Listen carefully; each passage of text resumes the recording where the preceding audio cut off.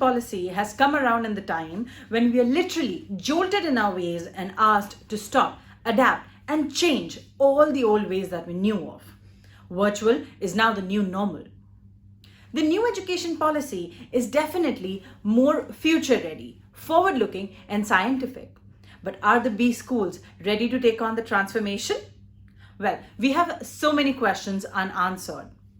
I, Priya Singh from Open Magazine, the media venture of the RP Sanjeev Goenka Group, welcome you all on the discussion on transforming B School according to the new Education Policy 2020. Join me in welcoming the panelists for today's discussion. Dr. Debapratim Purkayastha, Director, IBS Case Research Center, Professor of Strategy at ICFAI Business School, Hyderabad. Dr. Sanjeev Bansal, Dean, Faculty of Management Studies and Director, Amity Business School, Amity University, Uttar Pradesh. Professor Aditya Mohan Jadhav, Professor of Finance and in charge Office of Corporate Engagement, TAPMI, Manipal. Welcome you all on the panel today. Starting with the discussion, my first question is to you, Dr. Debapratim. How is the Indian higher education system revamping itself to adapt to the blended learning? So this is a wonderful opportunity for the whole business community as well as the schools, because we are catering to the need resources. We are catering the business with the resources, and the right kind of resources we have to give to the business community. And in that, the national education policy can really give us a very good head start, in the sense that it has accelerated adoption of approaches which were long overdue. Like there were thought leaders in business education, in management education, who have been clamoring for a multidisciplinary approach as opposed to a narrow focus on specializations. There has also been calls for more focus on applied research and more focus on teaching excellence, and also practice over theory.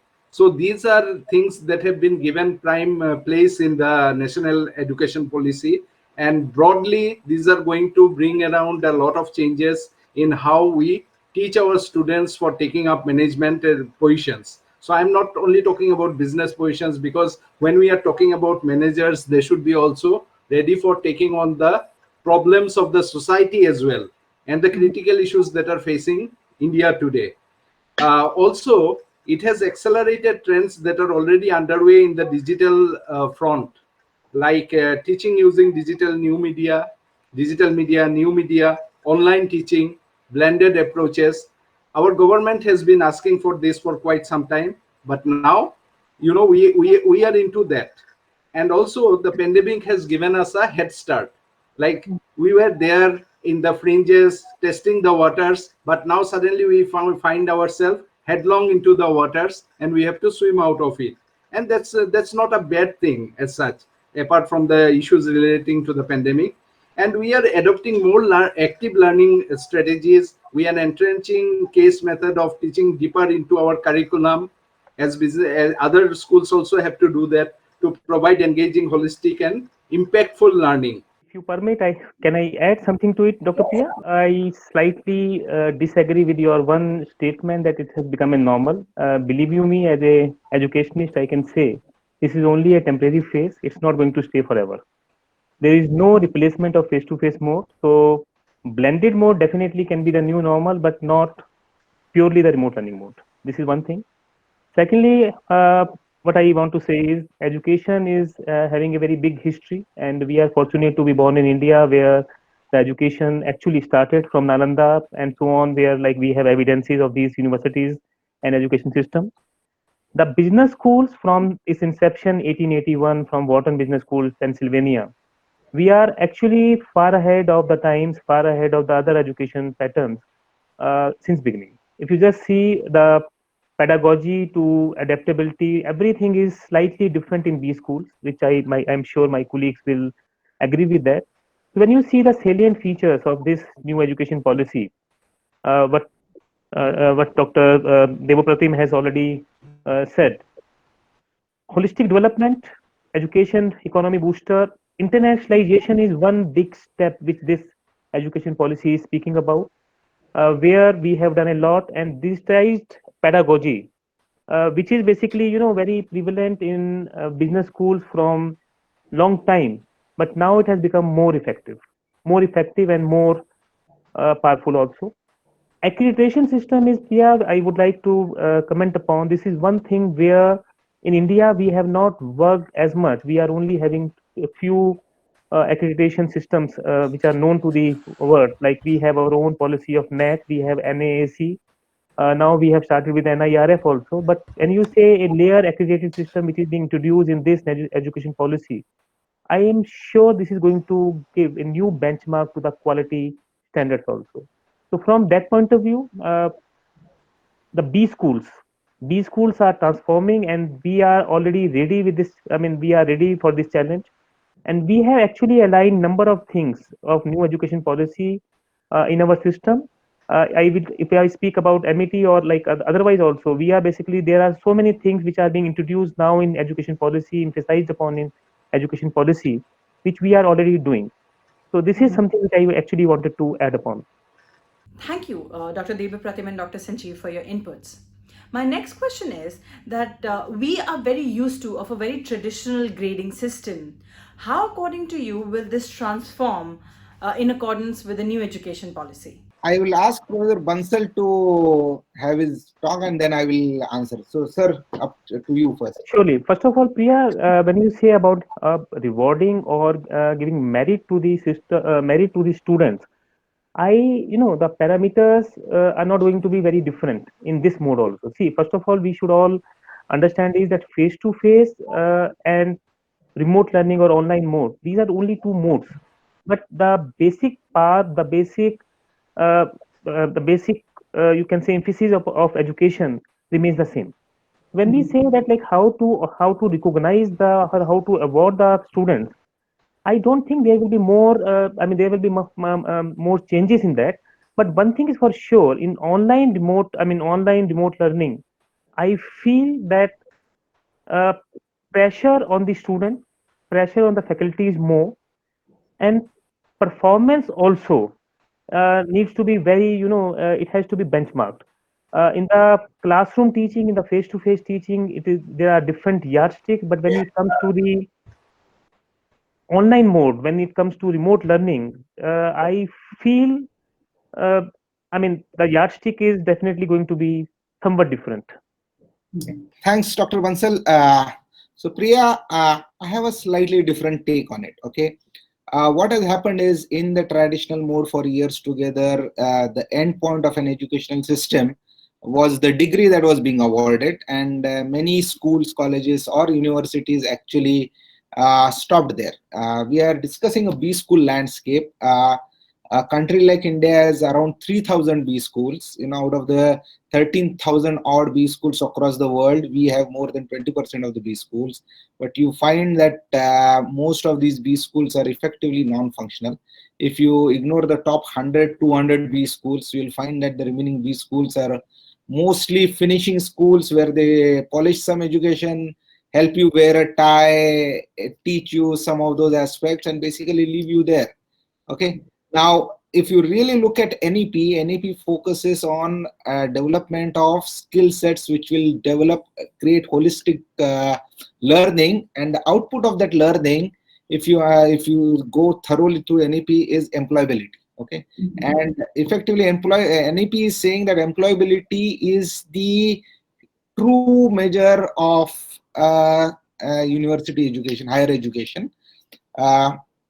Now, in that aspect, if you really look at it, I engage with corporates on a daily basis. That's my job as of now. And when I discuss out with them, many of them say that, you see, I like your students, we like the students, but we have a problem with the current MBA batch. They don't understand the whole business perspective. They don't understand this perspective, that perspective.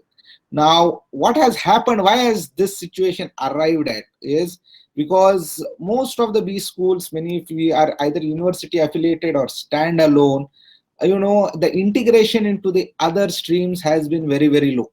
That has been by design or due to over time, given that IIMs were always a standalone institution, and, many schools thought replicating that approach would be a great idea. But today we find that that actually is not serving the purpose. The best thing about NEP, if you really ask me, is the forceful multidisciplinary approach that NEP is going to bring, where they are basically saying no standalone institution will exist. If you read NEP, they have clearly said there are only 3 types of institutions, HEIs, should exist. One is a research-oriented university, a teaching-oriented university, or a degree-granting autonomous college, which will be multidisciplinary, will be giving undergrad degrees and postgrad degrees as well. The credit-based approach that they are actually pushing for allows the student to choose credits the way they want. If you really look at it, if a student says I have to drop out at the end of first year, he gets a certificate and goes. So now that certificate cannot be half-baked. The curriculum has to be designed so that the certificate also serves a purpose. So all these changes are going to bring on a big change, and the autonomy that this will bring. Okay, it's a double-edged sword. Autonomy is a double-edged sword. A lot of schools today can skip the situation saying that, okay, oh, we are affiliated to so and so university, the curriculum is designed by that university, what can we do? But they are basically university affiliated schools have to be phased out. So when you look at that aspect, that autonomy will ensure if existence of fewer B schools, okay, for sure, we may not have the same 3,000 B schools 5 years down the line, but whichever B schools exist would be actually flourishing much more, would be more comprehensive, more robust, and with the help of this ODL, open and distance learning platforms, okay, the scope of the B school, we are not saying, certainly I agree with Dr. Bansal when he said that, okay, face-to-face cannot be replaced, no question out of it. But think of it, IIM comes out with a sales program of 6 months, IMA, and someone sitting in a small place like Kolhapur, where I come from, okay, doesn't have to go and complete a 2-year MBA to join the sales force. He can actually do this online through IIMA certificate, which would actually have more value. This is going to put a big question on the 9 B schools that I have in my small city. I don't know why there are so many B schools there, but they actually exist. And a lot of rural folk come there to study. So this is where the big difference. My next question is that how are the B schools working towards bridging the gap of information between the students, parents, and the recruiters? Please elaborate. I fully agree that this is actually the right time when we have to now focus more on the quality education, and there should be a very vast difference between output and outcome, which basically now is going to be a key indicator for everything. One thing which I would like to say, which actually Mr. Jadhav has already said and Mr. Devapratim has also said, one thing that there is no correlation between your academic scores and your knowledge and skills. This is basically like, for example, Mr. Jadhav spoke about somebody doing 6 months course from a reputed institution and somebody doing a 4-year program for somewhere. It may be that both the people are having the similar kind of knowledge and similar kind of skills. And maybe somebody who has not studied at all or who has not done any course from any recognized or any known place, and still he or she is having a better knowledge of the system, better knowledge of the subject, better content also. First thing, education is key to all the problems, and I am sure that institution of education only can educate the world. And we as universities have to play a very important role. Most important and most difficult is actually to change the mental block or mindset of the people, and to make parents and students aware about the challenges we are going to face because of the pandemic. First thing, this pandemic is totally unprecedented. So there was no history. As a student of decision science, I couldn't find out anything, any pattern as such, and that is why everyone is in trouble. But everything has a cure, everything has a remedy, and we are definitely sure that we are also going to make it. As per my personal viewpoint and as per the media prediction, world economy will go into recession with the likely exception of China, US, India. Increase in domestic hiring due to slowdown in international migrants will be there. Managers of crisis and troubleshooting for all these sectors will be high in demand.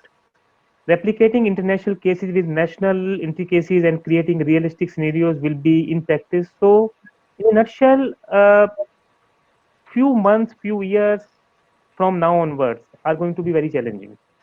Now, when one major problem, many of us feel that this is very easy mode, or this is basically something which is not as I mean, not as tasking or something like where you can just get away with it.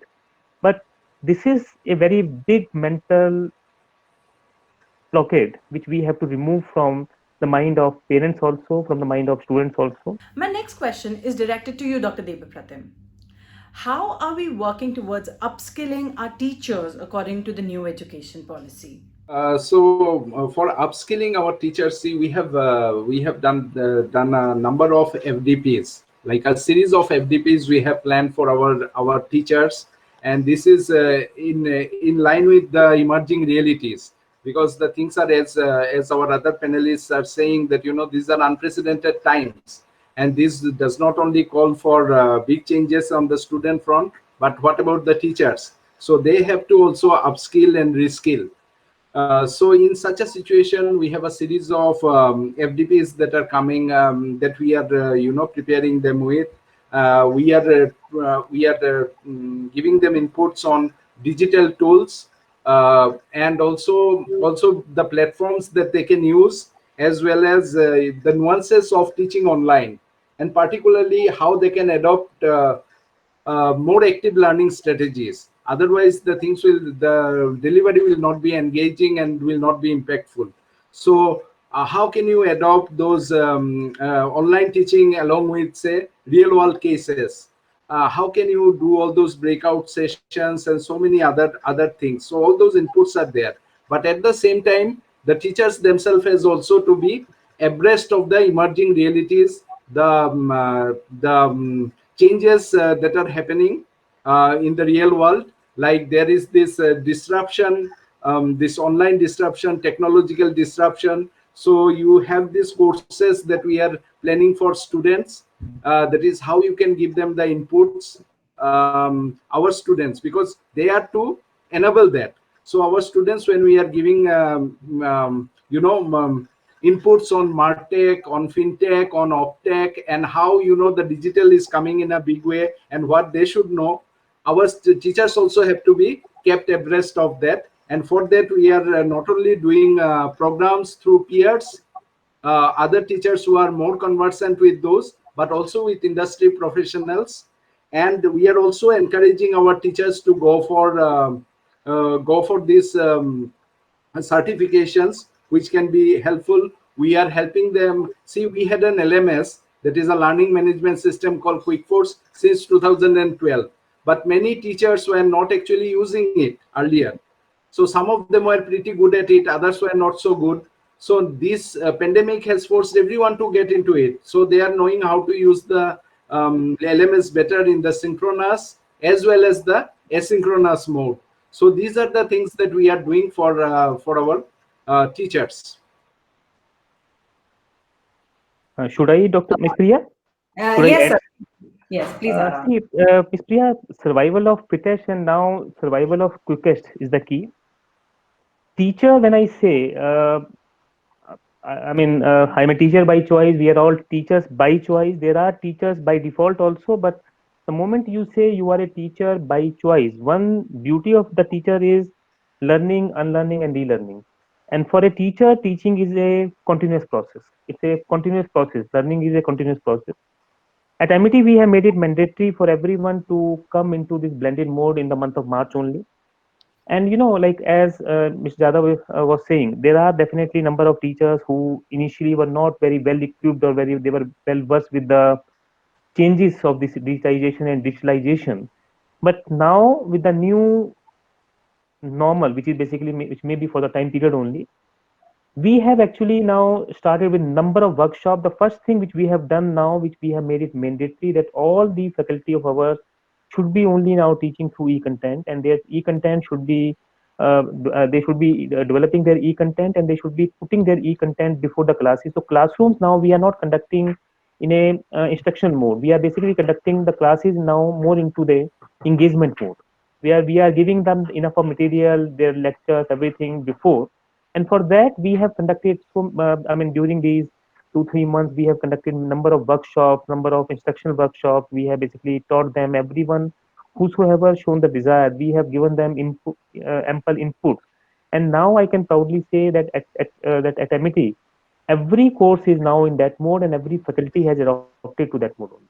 TAPME is a standalone B school, Priya. So on that front, unlike IFI or Amity, we don't have an university-sized approach here. So what we did was we wanted to actually look at this as an opportunity to change the way we are going to engage more on the aspect of executive education as well as regular education. When we found that we had an opportunity where we could go to the trust and tell them that, okay, there are some big changes in the infrastructure as well as the delivery mode that we have to do, we took this opportunity and we have completely revamped TAPME's infrastructure for an digital engagement. So now every classroom has a census board along with the regular board, whether the students are in campus or not. Every lecture will now henceforward be recorded irrespective, unless it's an privacy issue or some issue with the content. On that front, we have made these changes permanent, and once we had restructured the whole infrastructure, we spent across April doing that. We decided the platforms, we restructured it, and then we went on and trained the teachers on that front. We also were able to, given that our cohort is around 500 odd, we were able to also train the students on the same platforms before we commenced the classes, given that the most of the internships were online. So this, because we have already identified two platforms, that is Zoom and WebEx, on which we do. The whole system has been engaged completely on that, and we intend to continue it. Means irrespective of tomorrow when the students will come to campus, and hopefully they will come to campus before the academic year is over, because I have no hope in the this calendar year students coming to campus in 2020. But if in the academic year before they go, even if they come, we are going to continue this forever, because we are now going to utilize this even for our executive education, because that is one area where we want to have an extensive presence, and that is what we thought. So that is how we have looked into this. This question is particularly important for all the students who are watching this. What are some key changes that can be expected in the current curriculum? Are there going to be any changes in the current pedagogy that is followed by the education system? Please elaborate. So Priya, I think there is a permanent change, okay, in the industry. Whether we like it or not, industry has actually tasted blood. It has found a large amount of savings when it comes to digitization. So many companies have moved digital, and when I'm not talking of IT companies who claim to be digital but are actually less digital than many other. I've seen these changes extensively in supply chain companies. You know, they have moved they have been more digital than the IT companies, because they had to work throughout the pandemic. They did not have an option of not stopping the work in pandemic, no work from home for their employees, because essentials had to be provided. So when I have engaged with them, I have seen the digital push right from HR to everything. Finance companies have gone more digital. I have seen the changes that Bajaj Finance and Tata Capital have brought in extensively to ensure. So understand, in the finance industry, data is sacrosanct, it cannot be shared, but they have still been able to move digital. And this change is permanent. Okay, companies are not going to go back to their traditional way or old ways of working, prior 2019 ways of working, no more. Okay, companies have found there are much efficient ways of doing things. Certainly, the intensity will be much lower, but this change. Now, this change has to reflect in the reality as well. Understand, when the students come to us, for example, in the previous question, interesting question you had raised is, how does university prepare a student? If you really ask me, a B school cannot prepare a student. You see someone who has studied for 20 years, 14 years of school and 4 years of graduation, and has developed an attitude towards something. It cannot be changed in 18 months at B school, because that is the period that someone stays there. Okay, so right. But then here the change has to happen. Today, many students actually come back to us. For example, we have given books on Kindle. Okay, so we have told that, okay, all books will be on Kindle. You can use Kindle. Because Kindle can be used on a laptop, on a phone, or you can have the Kindle. So Kindle app is used for textbook delivery. Second thing that I think students need to really understand, and we need to understand, is job roles are crunched, sandwiched, destroyed in this 3 years, right? Companies are saying, oh, I understood my HR guy could also do this, so I have given him that responsibility. Sales, I don't need a business HR business partner. to help a sales guy train his people. My sales guy can do that, sales manager can do it. So now the sales manager is supposed to do the HR manager role as well as the sales manager role, and this is the truth. Okay. And that aspect, if I go and tell my student and I tell an HR guy, guys, you have to understand sales. The guy says, sir, I took HR because I don't like sales. You are asking me to go and look back at sales. So this aspect has something we are trying to, we are very, it is becoming difficult, but we are trying to do it because it is very important that students understand the whole business perspective has changed. They have to re-look at the business, not in the silos. And I'm telling you, NEP has really worked on that, but also in more in the cohesive manner as a manager rather than a finance manager or a finance specialist or a HR specialist. So on those fronts, these are the things that have to change. I would like to add something to that, Professor Jadhav. Yeah, first of all, let me just tell you, this is not because of NEP or pandemic. Curriculum updation is a continuous process for development of any school of education. There is a very wide gap actually between academia and industry. But in the B school, if you see, and as we have started the discussion when Professor Jadhav spoke you about the number of B schools in India and the world. In fact, this is also a fact that we have 42,000 plus institutions in India only, and we have around 900 plus universities. Take all the type of university taken together. But there are very few universities and institutions which are actually taking care of the quality yardsticks. Now, when you say curriculum updation, I personally feel in any institution, whether it's of school of, I mean, it's of higher education or it's basically a school, curriculum updation is the most important aspect and the key. And if some institution is not following it, they are not going to stay in the market for sure. As I told you, we started with education 4.0 concept when industry 4.0 started in 2019, and as a part of our curriculum delivery, curriculum updation, we took the feedback of all the stakeholders, from our alumni, from our parents, from the students, and above all the industry partners of us. We have a very well-defined system where in our academic bodies we have our alumni also, and we have representation, very strong representation from industry representatives. And these representatives, from time to time, when we are conducting the meetings, when we are having discussions with them, they keep on telling us what is the new requirement which needs to be put in. So all these things are in place at MIT. And one more thing which we have done during last 1 year is we have made it mandatory that for every course which we deliver, intervention from industry expert is compulsory. So we have added one module, industry expectation and industry requirement, in every course of ours, where where the course faculty is required to invite guest lectures from various industry people for the subject related course. This is one thing. And secondly, during this pandemic, one change which I personally feel, because as far as the theory is concerned, the basic requirements are concerned, the preamble things are concerned, there would not be any change. So all these students which are going to join now, they would be studying those things. Pedagogy, definitely, if you speak about case study method, quizzes, use of simulation, all these things are actually old in any B school teaching pedagogy system. But one thing which we have now emphasized during this pandemic is emphasize on our soft skill, and especially we are taking care of certain things like stress management. This is something which is basically affecting the students of lately very strongly, and we are actually taking very strong care of stress management and behavior aspects of students in this particular time period, in addition to our regular updation of curriculum. With our conversation today, we can safely gather from all that you have spoken that the new education policy is working on creating these well-rounded individuals who can then be a part of successful workforce in the future.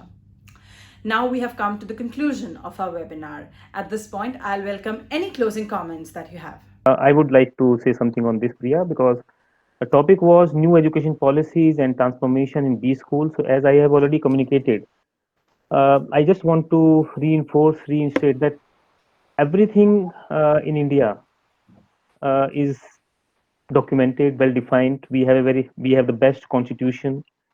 Our policies are absolutely in order. and we all respect and welcome this new education policy. But the only thing which I would like to say is the strongest word is actually right and proper implementation.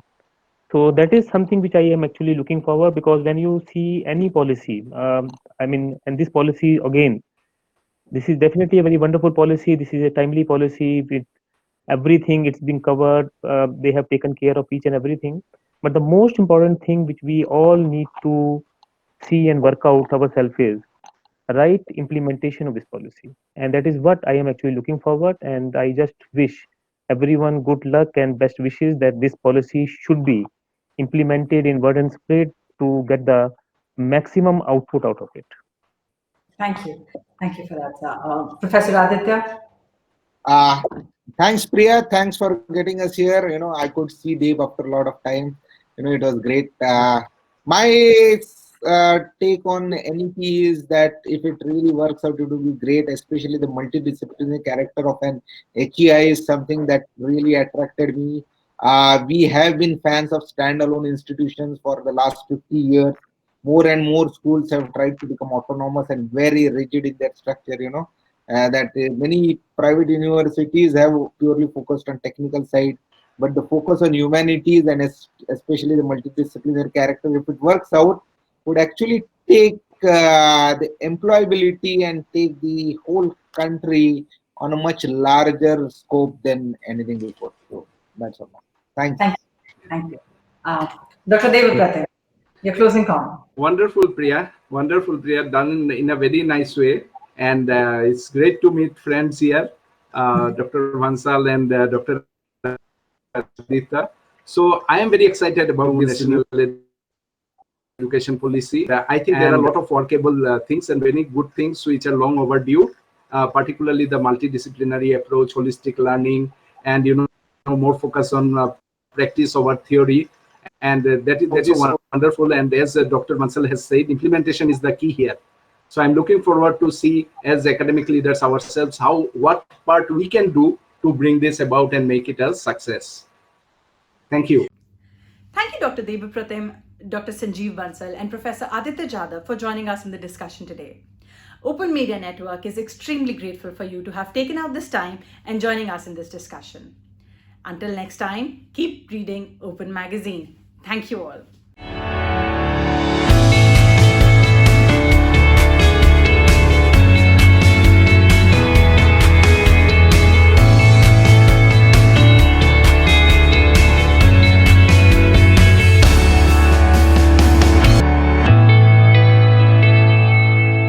ECFI Business School.